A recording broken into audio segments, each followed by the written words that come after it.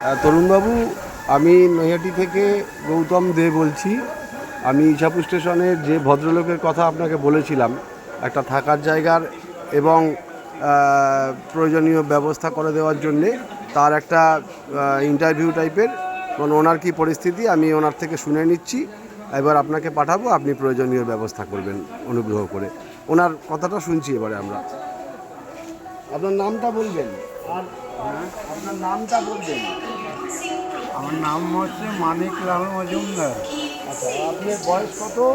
আমার বয়স হচ্ছে এই 90 কিছু পাস হয়েছে, হয়তো 90 থেকে 91 92-এর ভিতরে। আচ্ছা, আপনার আত্মীয় স্বজন কেউ নেই? আর আমার আত্মীয় স্বজন কেউ নেই?